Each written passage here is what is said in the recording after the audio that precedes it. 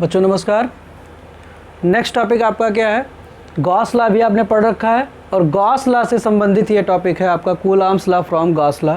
हम Gauss law से Coulomb's law को डिराइव कर सकते हैं। आप जानते हैं कि आपका इलेक्ट्रिक फ्लक्स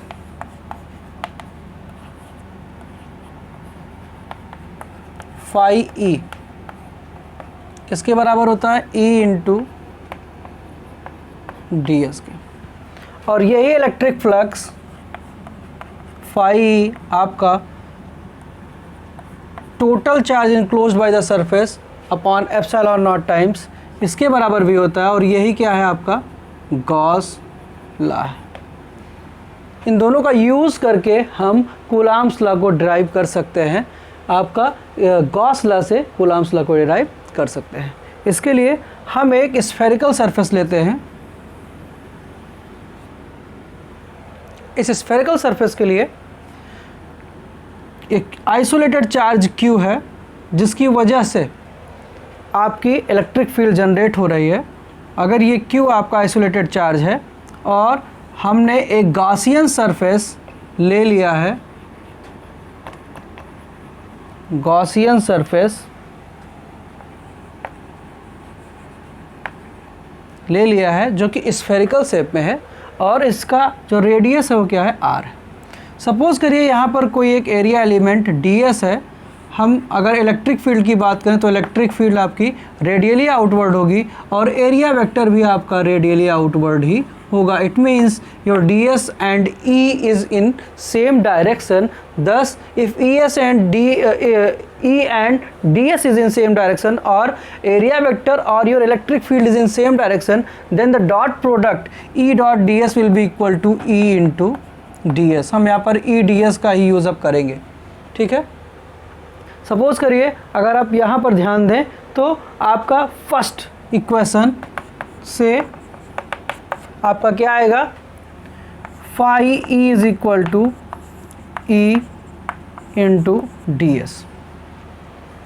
अगर आप पूरे सरफेस के बारे में बात करें तो ये क्या हो जाएगा? एक एरिया एलिमेंट के लिए फ्लक्स हो जाएगा। किसके बराबर हो जाएगा? डी फाई ई के बराबर। तो अगर आप पूरे सरफेस के लिए फॉर होल सरफेस अगर आप बात करें, पूरे गॉसियन सरफेस के लिए बात करें, for whole Gaussian surface electric flux phi is equal to surface integral of D phi which is equal to surface integral of E into D S. ठीक है, यहाँ से आप फाई ई लिख लेंगे और ई डी एस, ई आपका बाहर आ जाएगा, बचेगा क्या? Surface integral of D S which is equal to E into 4 pi R square. Suppose करिए इक्वेशन नंबर 3 है, ये क्वेश्चन नंबर आपका 3 है। और यही फाई ई आपका किसके बराबर है? गॉस लॉ से Q अपॉन एप्सिलॉन नॉट के बराबर है। किसके बराबर है? Q अपॉन एप्सिलॉन नॉट के बराबर है। यूजिंग इक्वेशन 2 और गॉस लॉ इन इक्वेशन 3 अगर हम इसका यूज़ करें तो हमें क्या मिलेगा? Q upon epsilon naught is equal to E into 4 pi R square. और यहाँ से अगर आप ध्यान दें तो आपका E क्या आ जाएगा? E will be equal to 1 upon 4 pi epsilon naught into Q by R square. ये आपका क्या आ गया? Electric field E। इसको किसी इक्वेशन का नाम दे सकते हैं 4th इक्वेशन अगर ये है। अब ये आपके क्या आ गया? Electric field. सपोज करिए यहाँ पर कोई टेस्ट चार्ज Q नॉट रखा हुआ है जिस पर ये इलेक्ट्रिक फील्ड आपकी E लग रही है।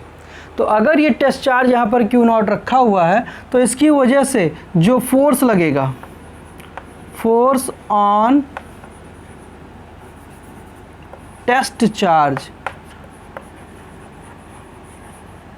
Q naught due to isolated charge Q is F is equal to Q naught into E। अब अगर आप इसको इक्वेशन नंबर 5 दें नाम, तो फ्रॉम 4 and 5 वी हैव, हमको क्या मिलेगा, F is equal to 1/4 pi epsilon naught into Q by R square into Q naught, या F बराबर आपका क्या मिलेगा, 1/4 pi epsilon naught into Q naught by R square, और यही आपका क्या है, कूलॉम्स लॉ। तो आपने देखा कि हम सिंपली एकदम ईजिली आप निकाल सकते हैं क्या, कूलॉम्स लॉ को अपने गॉस लॉ से, और ये बहुत ही इम्पॉर्टेंट टॉपिक है। ये आपसे पूछा भी जाता है, एग्ज़ाम में पूछा जाता है और टेस्ट्स में भी पूछा जाता है। Thank you very much.